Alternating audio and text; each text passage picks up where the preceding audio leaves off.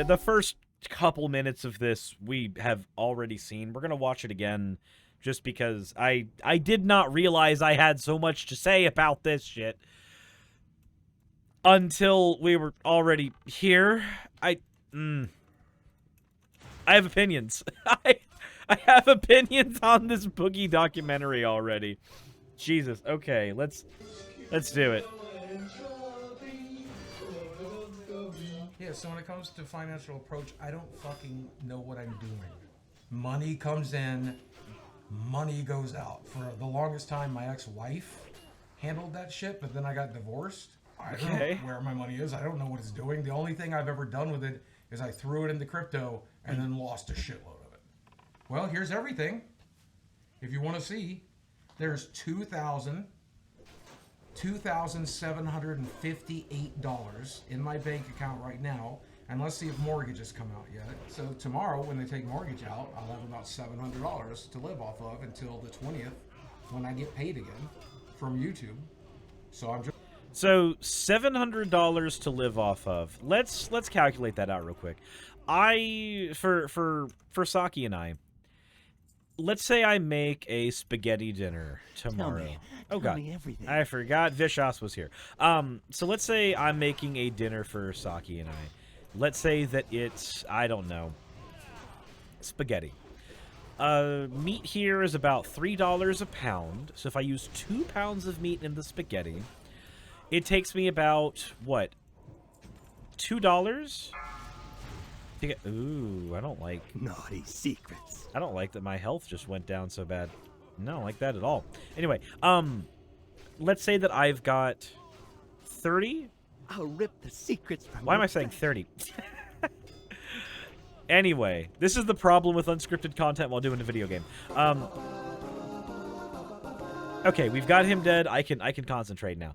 Let's say that I've got, you know, I've spent $6 on meat then. I've spent $2 on the spaghetti noodles, and I've spent, if I'm just making the marinara, that's probably another $3 to $4 in ingredients between like diced tomatoes and prepackaged marinara sauce. And that's just a basic spaghetti. And then spices, you should just have spices in the cabinet. Allocate like $10 a month to refilling your spice cabinet. Right? What kind of meat? I'm talking like ground beef. $6 in ground beef. That is a $12 meal. That is a $12 meal. And that meal will stretch about 3 days. You get dinner once, and then you get maybe 2 lunches out of it for the both of you. So that's about six good servings from there. Let's say you want to make a stew. Just a very cheap one. Let's say you put about a pound of beef in it, a couple of potatoes, a can or 2 of vegetables, and then a couple bags of instant potatoes as a thickener. That's going to run you about $8. That stew will last you another good 6 servings.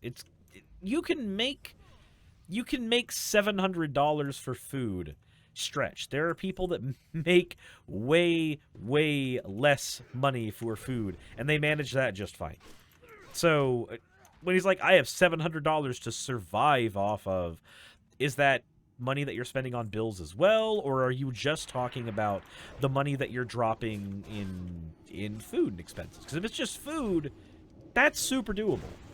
Just going to live off of $700, and I'll probably sell some cards along the way and use that money to make ends meet as well.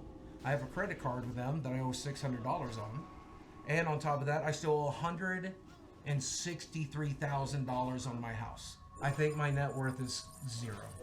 Once you pull the equity out of the house, get rid of the house debt, sell off all my collectibles, and pay off all my debts, I think that puts me at $0. Shit. I'm worthless. No, I don't. So, just going ahead and saying, when people have that mentality, oh, I'm worthless, I'm automatically not gonna care too much about what you have to say in regards to what you can do with your life anymore. Because I'm sorry, but when you have the mentality that you're worthless, But my best then you're going to do everything This is the as if one you're the worthless. ladies love. I call it my meat apron. I have 2 meat curtains. There's a second one. I have 2 glorious meat curtains. I God, don't like showing why? it to people, and people don't like seeing it. Then why show it? Then why So show that's why it? I'm going to die alone. Okay, again, just whole like, I'm fat, that's why I'm gonna die alone. No, then lose the weight. Well, If you are my name is Steve Williams. if you are so worried about that, then take the time to lose it. Change your diet up, change your routine up. It may be very like, okay, so at that weight, it's very, very hard to exercise. It's very, very, very hard to exercise. The only thing you really can do at that weight is diet to shed the first bit of weight. That's really all you can do at that stage. So I'm not saying I advocate, a keto diet, for instance. But I do know that in terms of melting fat off of your body, keto is... Hello, you guys can shut up. You guys are cats, and you live in the same house. You will have to figure out how to deal with one another. But I know that if you do something like a keto diet, you do something like a low-carb diet, you will start losing weight. As your body gets fat adapted, it starts to consume its own fat before it starts to consume glucose immediately in the body. And there are reasons why that is unhealthy, but if you are trying to get to a weight that you can start out exercising at, then that is going to be one of the ways that you can do that. And it's doable. It's a little more expensive to live that way because some of the cheapest ingredients you can use for cooking are, starches and veggies. Those are some of the cheapest pound for pound things you can add into a diet. But still, just having this mentality of, oh no, I'm worthless. Oh no, I'm going to die alone.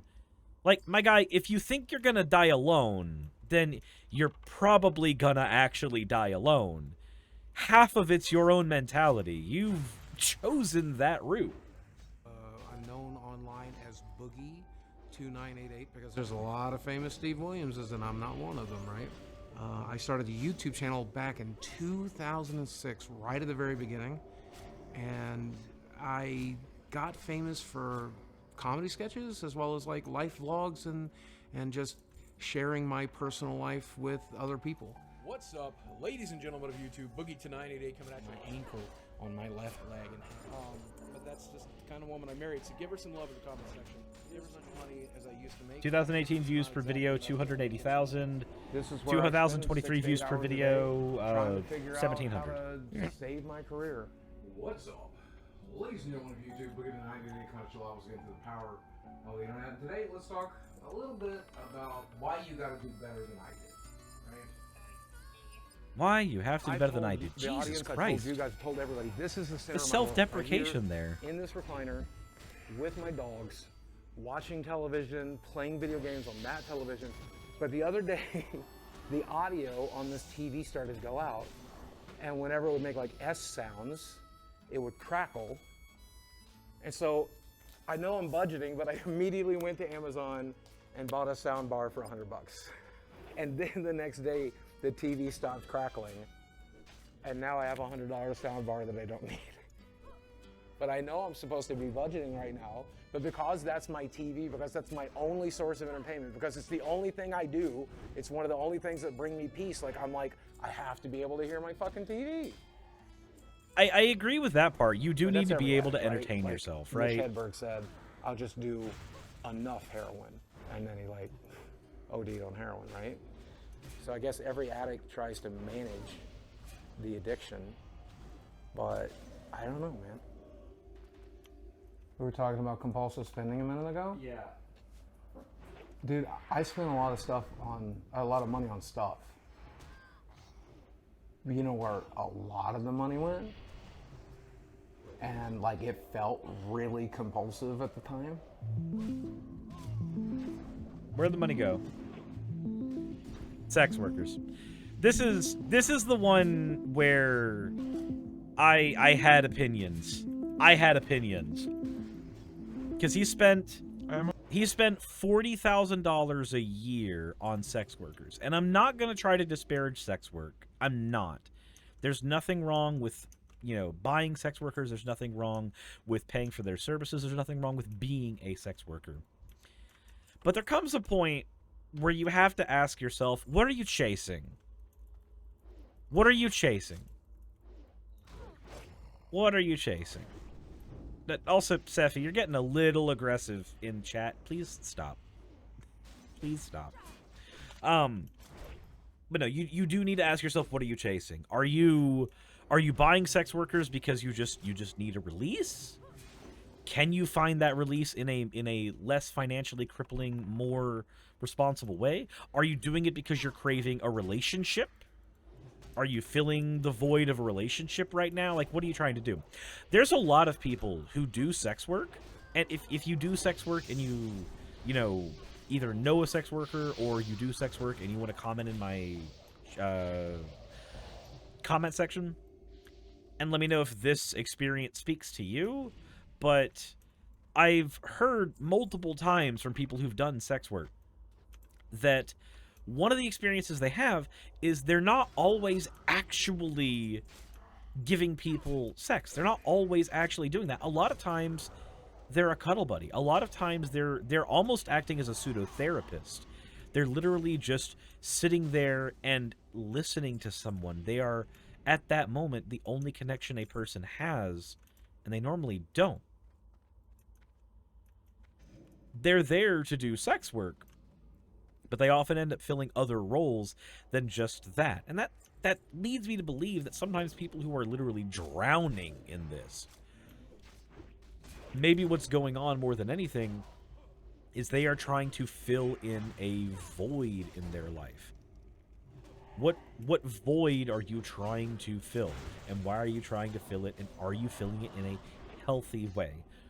According to what's gone on with Boogie, I would say he probably has not filled this void in a healthy way. Not really.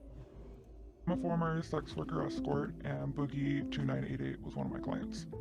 I'm from LA, and I get a message on this website, you can probably guess which one, from this guy who looked a lot like Boogie. I took women on vacations, and I took them out to fancy dinner, and I took them to like Disneyland and shit. He bought me dinner, he got me a purse that we were talking about over messages, and he got me a couple gift cards, and he spent well over $5,000 on just that night. You know the rules. The rules are we're gonna go out and eat. We're gonna have dinner. Maybe we're gonna fuck. And you're gonna enjoy a nice lifestyle that you don't normally get to enjoy. So he was really funny, and definitely tell he was nervous. He did eat a lot of food. I'm pretty sure he got 2 entrees, which was very unique. It's not a revelation. I like beautiful women. I like to hang out with beautiful women, fuck beautiful women. We all do. I never got to do that. The women I dated were pretty, sure, but they were like Arkansas 8s, not LA 10s with sugaring. Jesus Christ. So I saw this when I watched the Moist Critical reaction to the interview. I did see this part, and I'm going to be honest, I do not like the idea of trying to grade women this way.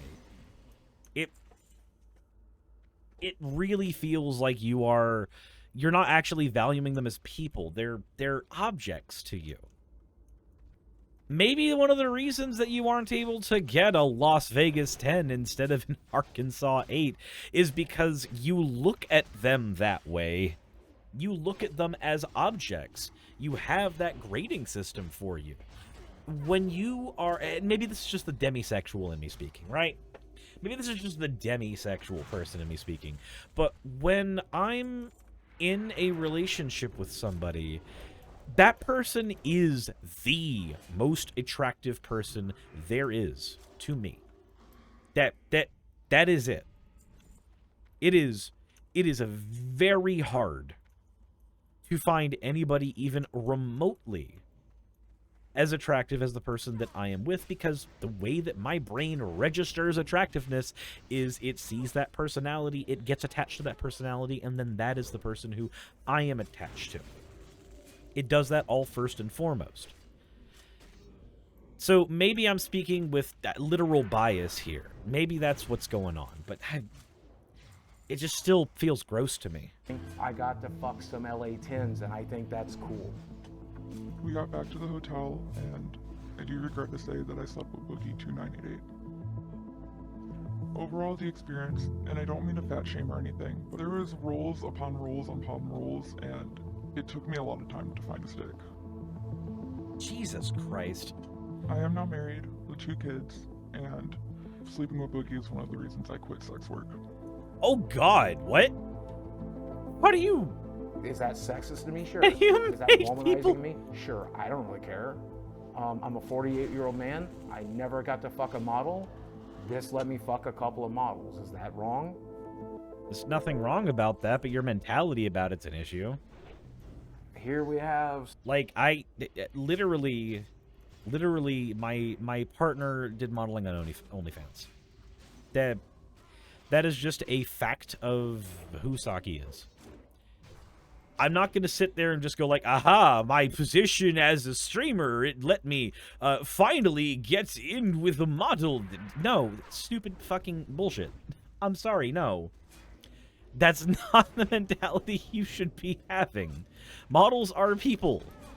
They are people. They are not things to be conquered. They are not achievements to be gotten like in a goddamn video game. Like, he's literally treating sleeping with women like a video game achievement. Oh, I didn't get to get the achievement when I was younger, but now that I'm older and a little better, I can do it now. It feels gross. It feels gross. Some of the women in this area that are local and ready to go out. They'll go to dinner with you. They'll go to a show with you. Maybe they'll come back to your place. But they are expecting something in exchange. But then it's window shopping, right? Like any other meat market like Tinder, you kind of scroll down the list of photos until you find someone that looks interesting to you. There's definitely something to be said about Oh, yeah. how commodified Yeah. dating has gotten. She's definitely a little thicker than I necessarily would always go for, but there's nothing wrong with that. So I deserve to go to Disneyland with a... I feel cruel and mean when the first thought that comes into my head when Boogie, of all people, is like, yeah, she's a little thicker than I like. My guy, do not. What the... At a certain point, you have to ask yourself, what does that even say about you? What does it say about you as a person when those are the words that come out of your mouth when you also are the person to go, I'm going to die alone because I'm fat? Don't throw those stones from a house made entirely out of glass. Again, I think the entire reason that Boogie does not have a date outside of somebody younger that he's able to manipulate is because he is kind of a shitty person. People start dating because of looks, but people stay with you because of personality. If your personality sucks, maybe that's part of the reason you're not keeping dates. Beautiful girl, right? I deserve to go to New York and explore Times Square with a beautiful girl. Why do I you deserve that? Why do you deserve that? And I've never had it. Man, if I had that money back, that would be half of my mortgage right now. That $1,000 is my entire health insurance payment. I don't know what the prostitutes did with it. I hope they spend it in good health. But I sure could use that shit right now. You know? You're the one that spent it, my guy. You want to go for a walk? So he knows. You can't tell me he doesn't know. Leo up, baby, I know. We'll go in a second. I gotta prep your brother. He's great. He's actually, I actually really love him a lot.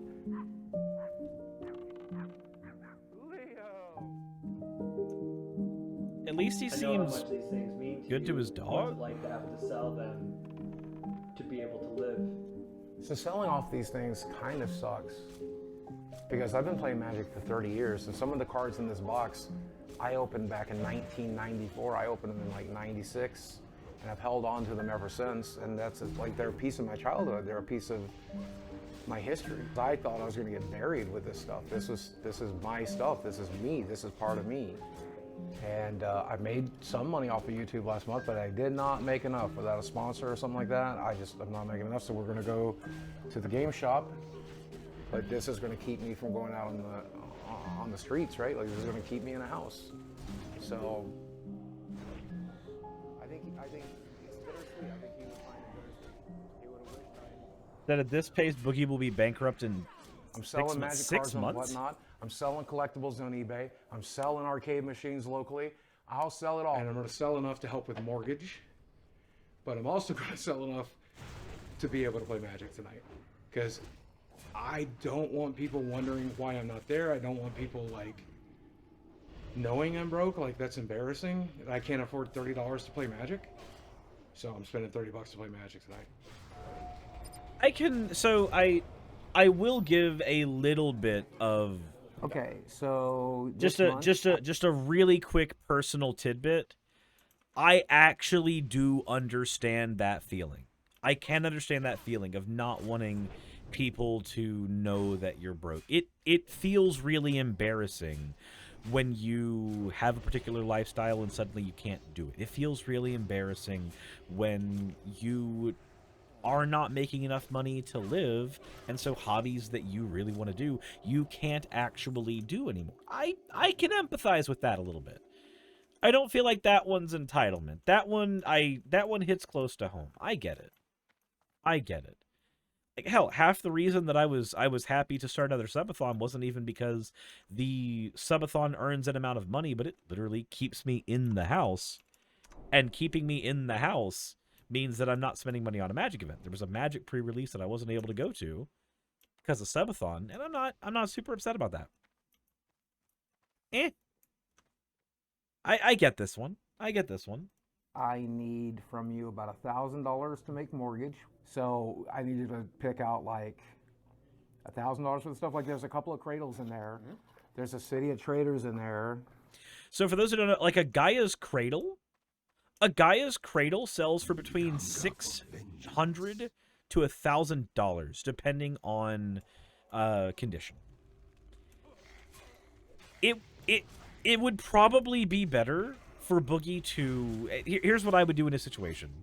If you really needed to sell a bunch of your Magic stuff, I understand how much that stuff means to you. I would hold on to a couple of decks. Pick your favorite formats.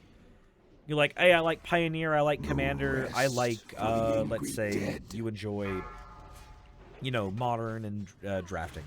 You don't need to keep cards to draft. Keep your favorite 1 or 2 Commander decks. Keep your favorite Pioneer deck. We did it. Keep your favorite, 1 deck from each format, and then just chuck the rest. Sell the rest, but don't sell it to a shop. So here's the thing. When you sell your cards to a shop, the shop has to be able to make money off of the purchase. And in order for them to make money off the purchase, they need to buy what you are selling at a lower rate. And so what they'll do is a Gaia's Cradle that would sell for about $600 to $800.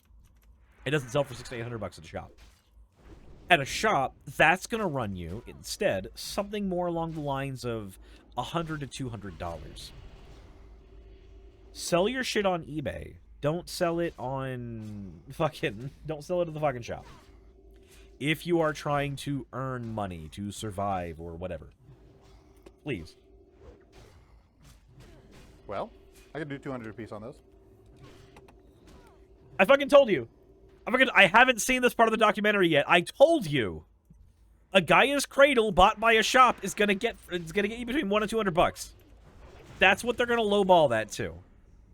That is a $1,000 card. That card shop is gonna sell that for anywhere between $600 and $1,000, and they just immediately drop that down to $200. $200. Okay. This is why you don't sell it to the shop if what you're trying to do is survive. If you're selling for survival, sell it in a place where it may take a little longer to sell, but you are guaranteed to get the worth of the item. Not on What? the fucking shop.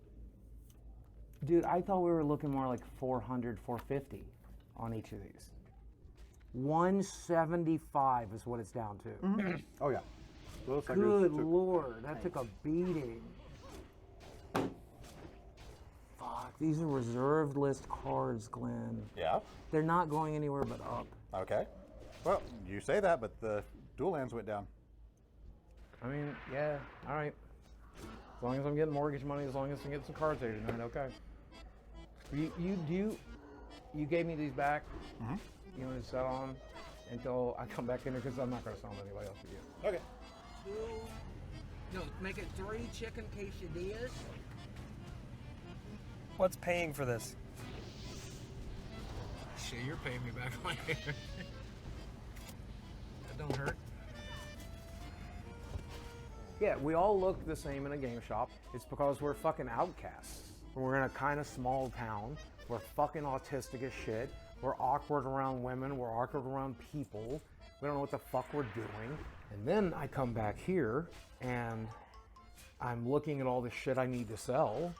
And I'm surrounded by all the shit that I bought for YouTube videos and stuff. And it's hard to not Jesus think Christ. about what a fuck up I am. But that's why I go to the arcade. That's why I go to play Magic. That's why I have my friends over. Because for just a few hours, I'm not that fuck up from YouTube. I'm just Steve Williams. I'm just me. Oh, this is my Saturday night crew. We get together every Saturday. We eat pizza. We play Magic. So I get this. I 110% empathize. Bad noises. I 110% empathize with this. The idea that, hey, just for a little bit of time, I get to feel normal. I get to feel like nothing is going wrong. I do the same thing. I go to the card shop because that is my escape. It's been my escape since I was a child. It's my escape. Now, it is the place I get to go to feel happy, healthy, and whole. It is the place I get to go where I can forget about my job. I can forget about all the stuff that I'm having to worry about. If you guys remember, I used to do WoW raiding every Friday night, and I would stream it, and I stopped doing that largely because I realized after a while that what I wanted was to go out and be with a community and do that in real life. And that's what I started going to Friday Night Magic to do. I started going there so that I could have that fun with friends. I could go out and spend that time in real life as opposed to spending that time at home, sometimes feeling more stuck in a 40-man raid, somehow feeling less with people than I would just in a group of 2 or 3 people. Right? It's amazing how isolated you can feel when there's that many people, right? Magic, we play board games, we do Smash Brothers. Magic the Gathering, this is my crack, this is my cocaine. I met him at the magic shop. I met him in the magic shop. Now him I met at the magic shop. This guy I met at the magic shop. This guy I met at the magic shop. This guy I met because he was roommates with a friend I met at the magic shop. Okay, so I have $1 million question for you guys.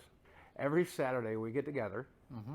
Every Saturday I order what? Pizza, chicken fingers, tacos. Those are the things I normally get us, right? Like, I normally spend like 100. Wait, why are you the one spending all the money? Wait, hold on a second. Hold on a second. I need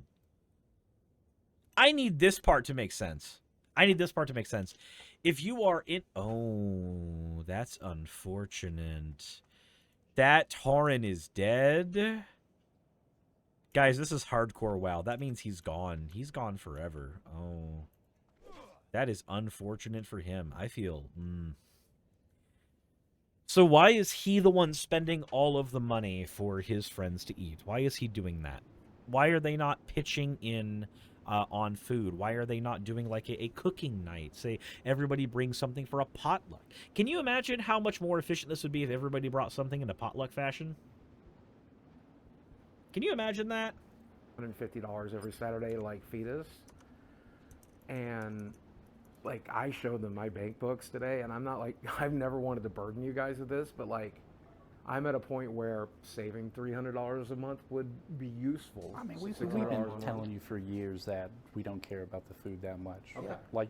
Don't get me wrong. I like having snacks and soda when I'm over here because I don't eat those at my house. Right. But we've definitely said it throughout the years. Like, you don't have to feed us. But Oh, you so do it his friends anyway, literally so- are just When like, we you don't got gonna to do start this, my bringing guy. Girlfriends around. Also, when are we gonna start bringing girlfriends around that aren't hookers? Because that's all I've brought around for 5 years.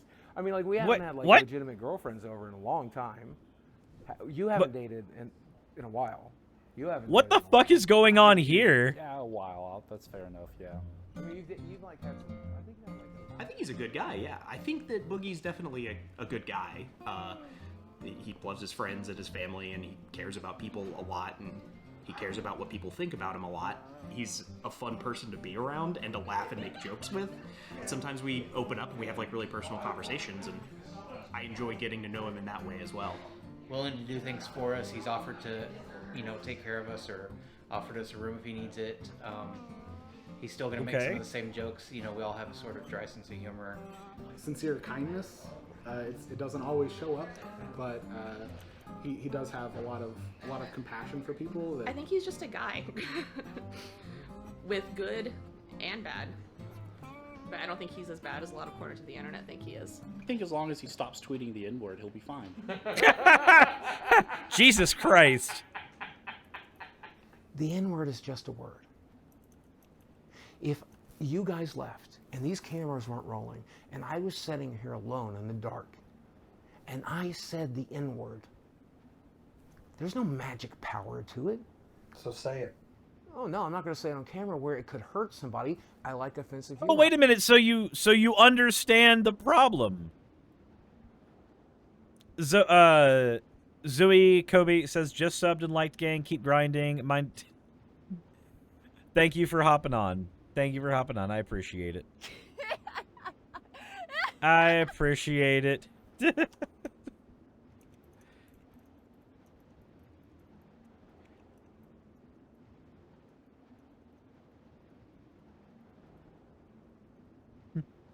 Like, that's just a yikes take. It's an incredibly yikes take. Like, you understand that that word has power in a group, so maybe don't say it online.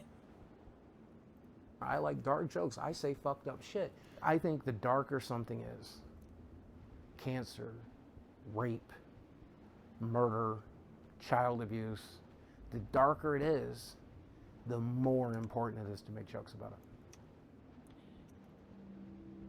I'm sorry you had to go through that, bro. Yeah, that's okay. I have a take on that. I have a take on that. So one of my takes on that. Hold on, looking for. Okay, cool. I typed in the wrong area. One of my takes on that is very, very simple. I do not think that making jokes about that kind of stuff is usually appropriate. Now, stuff like that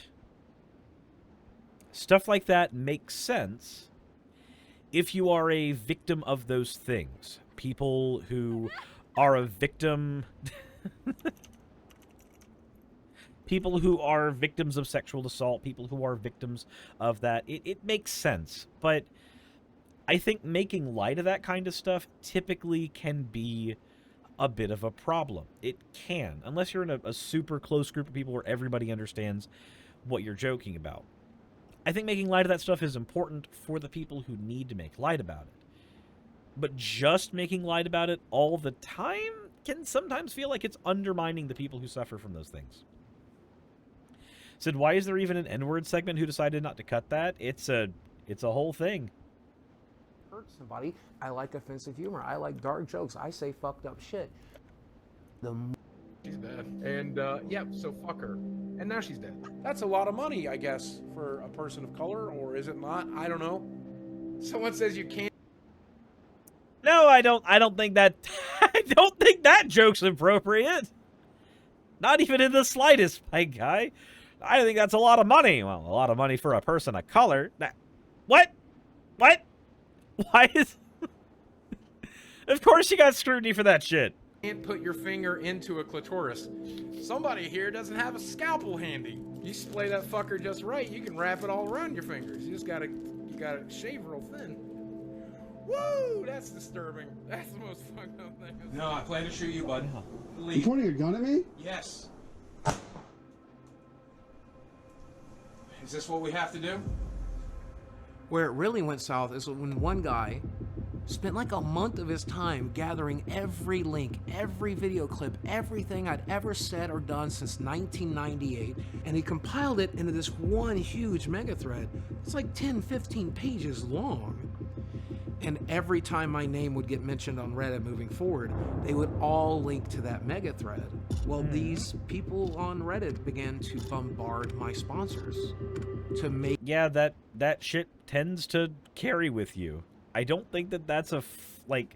Okay, so the internet has this weird fascination with getting really angry about something for like a week and then dropping it. It's a good idea if you're a content creator to try to keep a lot of that stuff basically scrubbed clean as best you can. And not all of us do a good job of that. Not all of us do a good job of that. But it's a good idea to try to keep your nose clean as best you can because the internet never forgets. The internet never forgets the shit that you do. They never forget the ways in which you fucked up. Make me look as bad as possible. Every time I got a new sponsor, they would bombard them. And eventually they dropped me.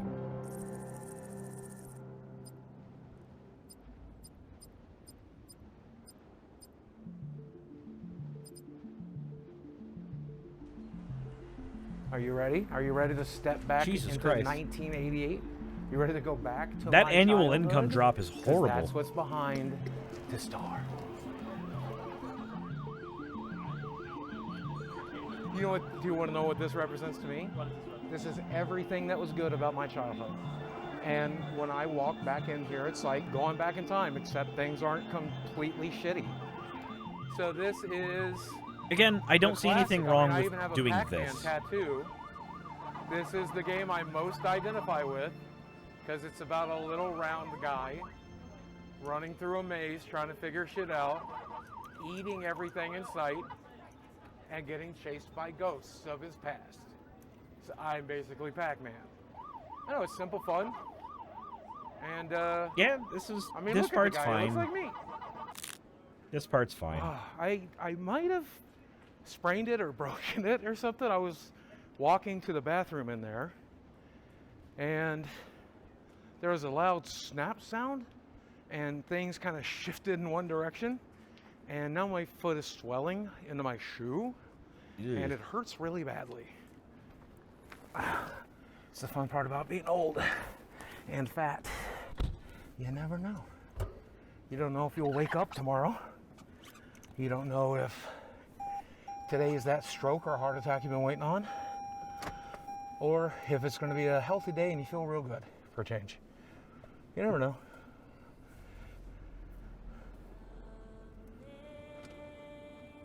Jeez. So I don't know. It could fucking be today. Do I think I'll make 50? Yeah, probably. That's only 2 years away. Do I think I'll make 60, which is 12 years away? Probably not. Here's everything that's wrong with Boogie. Low testosterone, testicular hypogonadism, sleep apnea, swelling due to blockages of lymphatic flow, seborrheic eczema, chronic back pain, protein in urine. That's from kidney damage, folks. That is everything keeping me alive. We have losartan, tramadol, bupropion, sertraline. Did I deal with back pain?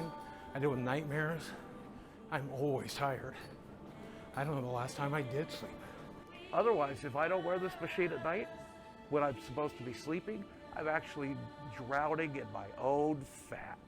High blood pressure, history of gastric bypass, intestinal malabsorption, vitamin D sufficiency, because like most gamers, I hate the sun, morbid obesity, major depressive disorder, major anxiety disorder, history of diabetes mellitus, blood pooling in veins, varicose veins of the legs with complications, degeneration of lumbar or lumbosacral intervertebral disc. That means my back don't work so good.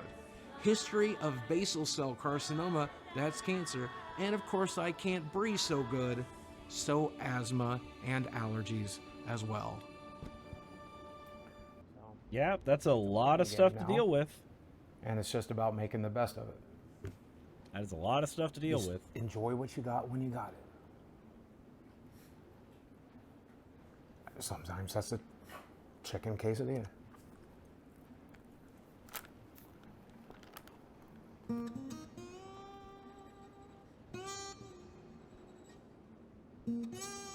Then halfway into the documentary production, I decided to take a break. The mood was overwhelmingly depressing. Like a Yeah. documentary that was generally entertaining. You realize, wait a second, everything he says is depressing. Everything he says is like the saddest shit I've ever heard. Yeah, no, holy, if everything you say is, oh, woe is me, pity me, my life is ruined, my life's a wreck, if every single thing I said were that, then yeah, nobody would want to be around me. To be known as making documentaries about the most depressing people that exist. It's just like, what the fuck happened to this guy? What the fuck happened to Boogie?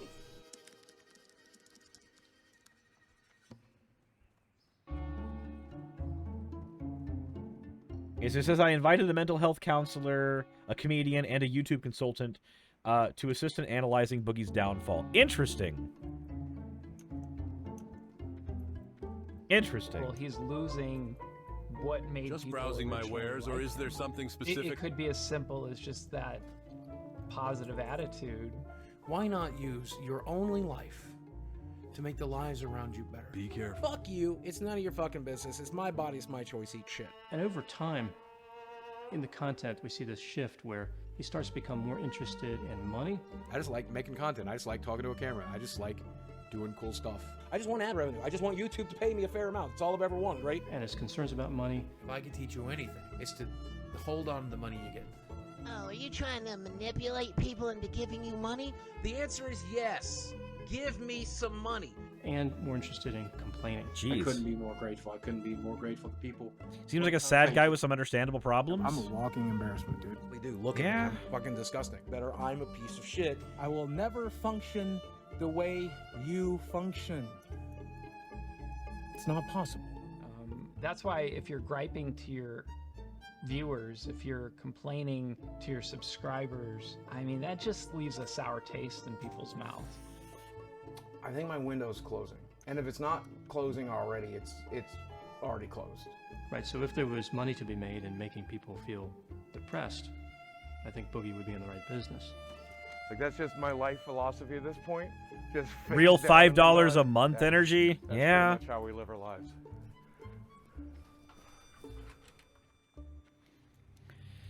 I have to pause it right there because, you know what? Honestly, actually, I get it. I really do get it. And I think this does give me a bit of a credence. If I ever get to this point where I seem like I am this obsessed with making money off of my streams, making money off of my channel, outside of me going, hey, this is stuff that I have to do because it's my job, outside of that, then please let me know so that I can go, oh, shit, I'm doing the Boogie thing. I should probably stop doing the Boogie thing because doing the Boogie thing is incredibly unhealthy. Like, really unhealthy. Like, this guy is flattened.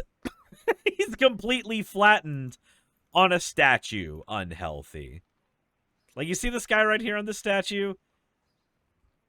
That's not healthy at all. You don't want to be like that. Says, as expected, an unexpected medical bill arrives, causing an insufficient balance. That's right around the corner. Like, I have to sell this place. I have to tap into the equity to survive. Like, that's the last of my money. And welcome to my inn, weary traveler. What can I do? So much of that money is going to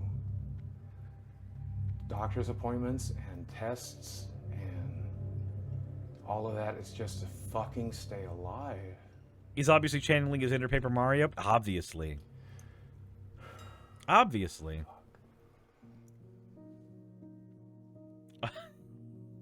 There are plenty of different content creators that have various mental illnesses all over social media. And some just say, it is what it is, and this is what I'm going to do. Boogie tends to be really obsessed with this idea that it's favorable to have people feel sorry for you, and that kind of victim mentality where you can get further in life if people have compassion on you, regardless of the reason they're doing it. I look awful. So there's definitely something to be said about people supporting your content more when they feel like they should have some compassion for you, right? There's something to be said about that. I can understand that mentality. I can understand that perspective. I also think it's important to note, really, really important to note, that ultimately, if you are on YouTube, if you are on Twitch, if you are on any of these platforms, primarily what you are doing is you are selling a product to an audience. You are selling a product to an audience. Now, what product are you selling to that audience? Well, it's yourself. It's you. It's your personality. It's your spin. It's that. That is what you're selling to an audience. You are reaching an audience of people, and you are letting them see you, and you are entertaining them. That's what you're selling. That's what you're selling. And if you, as a content creator, cannot give that audience something worth watching, then they will leave. They will go away. They will stop watching because they stop having a reason to watch. That's just how the attention market works. And if you spend all of your time trying to figure out the best way that you can manipulate that audience into feeling sorry for you, into dropping more money for you, it's going to end up backfiring. There's diminishing returns on that. Because here's how this works. Very, very simply then. Let's say you've got 20 people who are supporting your content. And every time that something goes wrong, they do step in and they do help. But for people to shout your content out to other people, there needs to be something worth watching there. They're not going to say, hey, check out this really cool person. They're going to go, hey, check out this really cool content. So then when they don't... Why did it re-show my stuff? When they don't have a reason to shout out your content to somebody else, then suddenly 19 people are supporting you. 18 people are supporting you. Down to 15, down to 10. Eventually, you only have a handful of people supporting you. And, 20 people dropping $200 a month might have been amazing. But now it's 6 people dropping $200 a month. And your mortgage can't be covered. And they're simultaneously not shouting your name out to the rafters for more people to watch your stuff. They're instead feeling sorry for you. They're going, what can I do to help them? Or they're more likely going, why won't this person help themselves? That diminishing return is going to kick you in the nats. It really, really, truly is. And there ain't much you can do about that. The only thing you can do is make more and make better content. If I look like I've been through hell over the last couple of days, it's because I have been. most notably, I ruined my body. Like Jerry, I ruined my own career. Maybe it was the imposter syndrome. Maybe it's because It's been a method of, I think covert narcissism is the right phrase. Like, oh, look at how pathetic I am. You should feel sorry for me. You would never be mean to me because I'm so pathetic, right? Oh, I'm so fat. I'm so weird. I'm so goofy. I'm such an old man. I grew up. There's another word for a covert narcissist. It's a vulnerable narcissist. I've dealt with a lot of vulnerable narcissists. Abusive family and an abusive home. The amount of pain that's in my head and my heart is... So vulnerable narcissism has a number of characteristics. Hey, there's the name. A person can be considered a vulnerable narcissist without having them all. So with vulnerable narcissism or covert narcissism, we see pessimism. I feel defeated and confused and lost. Chrysler Preston, all thank the you for the time, cheer. every day. Hypersensitivity to criticism. I can't handle this kind of hate. I can't handle these types of attacks. I can't do it. Reactive anger, so they're not really thinking things through. Is this what I have to do? Who goes by Boogie2988 was booked into the jail this morning. Need for admiration. Can I get a round of applause? The self-centeredness. I'm the perfect victim. I have been victimized my entire life. The sense of entitlement. You guys want to help me pay for my Tesla? Please go ahead and dig deep. I sure would like a free fucking Tesla. Leaving oneself to be. Jesus Christ. So like maybe that's even maybe that part was a joke, right? I have to assume that was a joke because nobody has the entitlement required to just go, no, just dig deep, guys. I need it. You might need that money. No. You don't need it.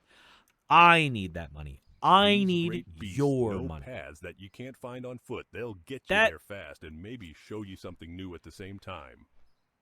That just feels so icky. That feels awful. Special. How many kids went on to get 4.5 million YouTube subscribers? One. Steven Williams! You're just watching the same things over and over again. What's up?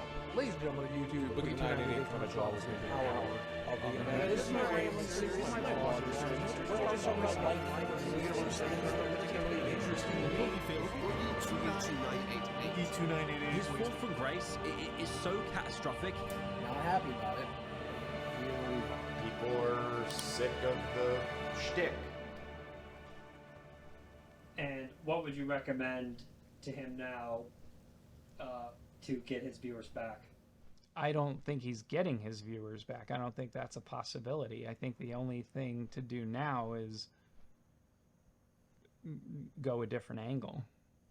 But I don't even know if that's possible. I mean, if I were Boogie, if I were in his position right now, do you know what I would do? You know exactly what I would do? Let's pretend that I was in his exact position. Let's not pretend I had the same mentality, because I feel like that would mean I made the exact same decisions he did. But if I were Boogie right now, I would take advantage of the ways in which technology has upgraded and changed. We have auto-captioning services. We have auto-clipping services. We have all kinds of ways to create content easier, more than we've ever had before. Infinitely more than we've ever had before. If I were in his position, I would start creating separate channels.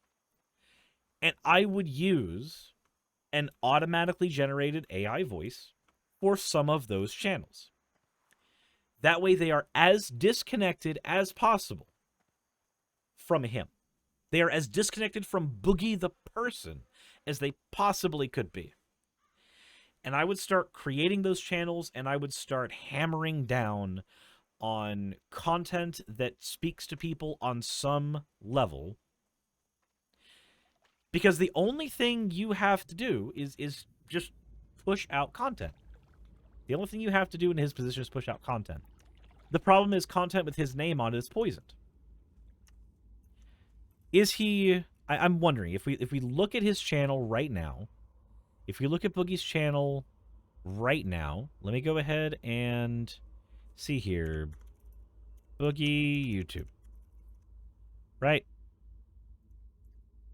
Boogie YouTuber. Let's take a look at his channel.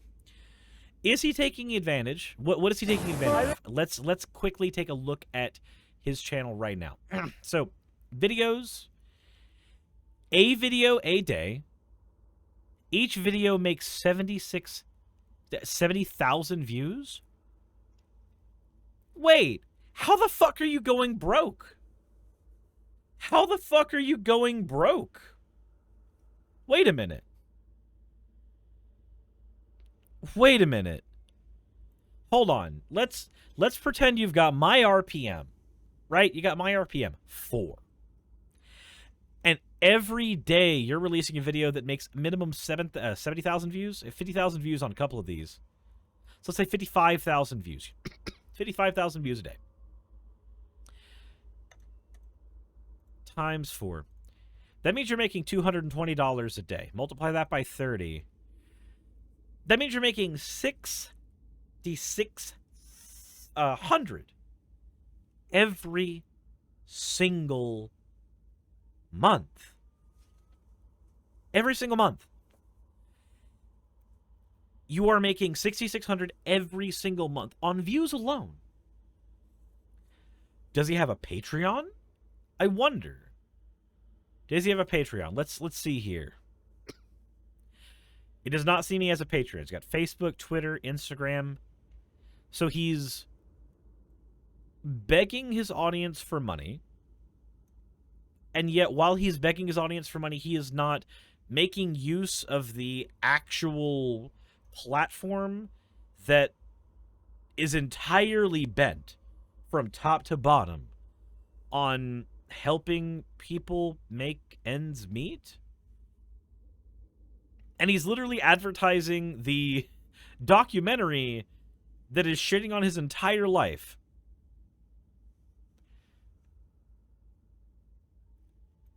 Do you do shorts? Do you do shorts? Let's see here. How many shorts do you have? 1, 2, 3, 4, 5. So there's 6 of these. 1, 2, 3, 4, 5, 6, 7. 7 times 6. 7 times 6. So what? We got 36 shorts? Somewhere around there? I can't do math.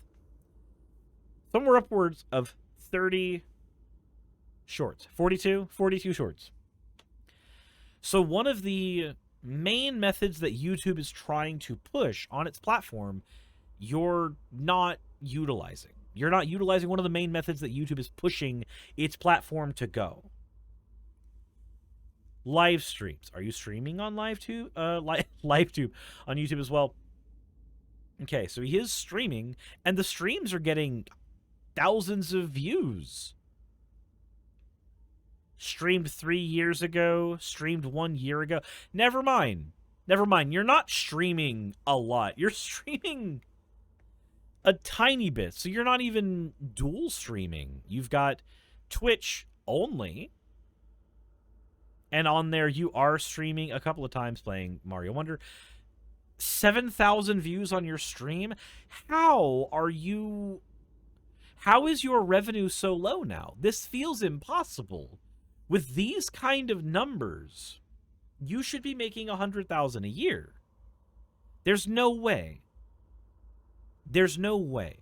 With my size on YouTube, on Twitch rather, with my size on Twitch, I make about $1,000 every single month on Twitch. Multiply that 5 or 6 times to, you know, what Boogie's size is. And what, we've got that. Let's go ahead and say he makes 3,000 on Twitch. Just 3,000. Right? That's 9,600 times 12. This should be your revenue right now. You should be making a 6-figure salary right now. And that's not counting utilizing a Patreon. Guys, I think Boogie is unironically the worst person at utilizing his own tools. Just looking at this right now, I think most of this is self-done. It has to be self-done. With this much potential money coming in with that many viewers, with that many subscribers, with that many views per video, the math isn't mathing. And mind you, 4 RPM is really, really low. 4 RPM is really, really low. It's what I've been at because I've not been doing as good of a job on my channel as I could be. I need to improve that. I'm working on improving that. 4 RPM is low. There is no world, not a single world, where Boogie is only making a tiny fraction of money. $100,000 a year, maybe less than what he's used to. But this is damn near easily a livable salary. There's no way that he's not able to do this. We're going to have to split this into 2 parts. There's no way we're going to be able to cover the entire documentary. Not in a single go. I think the next time I stream, we're going to cover the back half of the Boogie documentary. We've got to cover the back half of the Boogie documentary in another time. It cannot happen now. There's no way. Alpha Mario X says, if I had a salary like that, I'd be living fairly comfortably. Yeah, if I had a salary like that, I'd be living comfortably too. I'd be living comfortably too. And I'm not saying this because I'm jealous of the salary that I think Boogie has. I'm saying this because as somebody who does this exact job, I do the exact job. It makes 0 sense to me how you get yourself into this position. It makes no sense to me. It really doesn't. I've gotten myself in financial binds before. I'm in a financial bind right now. But even with that, I cannot fathom how you get here. Take the items in your house. Sell as many of them as you can to the proper channels. Sell them on eBay. Sell them to collectors. Sell them to people who actually will buy them for their worth. Downsize your home. You are a single person. You don't need to be living in a big family home at that point. Downsize your home to something that's a little more comfortable for your current budget. And that may seem like a super cruel thing to say. That may seem really, really mean to push on somebody. But honestly, if you are needing to make ends meet, then that's a thing you can do. It is an option you do have. $2,000 a month for a mortgage is a lot. It is a whole heck of a lot in his situation right now. But it seems mostly that he's not utilizing the assets that he has. Ignoring all of the dramas that he's been a part of, ignoring all of the ways in which he's slammed himself into other people's business in the wrong way. Ignoring all of that, the biggest issue by far that I see here is there's a person who is just not using their assets. They are just simply not using the assets that they have available to them. They would rather not use the skills they have, as shown in the interview video that Boogie did. They would rather not spend time expanding on the content that they have. They would rather do the thing that they are comfortable with and watch their numbers deplete than innovate and try to do better, than try to push into other avenues of revenue. Just keep fleecing your fans. Just keep fleecing your fans. Don't do anything else. Don't release stuff on TikTok. Don't release stuff on YouTube Shorts. Don't push yourself on live streams. Don't try to do unique content. Don't try to do unique commentary. Don't try to make your content do double duty work for you. Don't do any of that. No. Just make the same stuff that you have been making for years and watch the way in which it burns. It kind of hurts to see. It kind of hurts to see. But, there goes my throat. Let me know what you guys think in the comment section below. This is a long one. It's a very long one. And we've got another one to go, because I have to split this up. Let me know how you feel in the comment section below. Hit the like button if you haven't already. And as always, everybody, Insert end of video tagline here.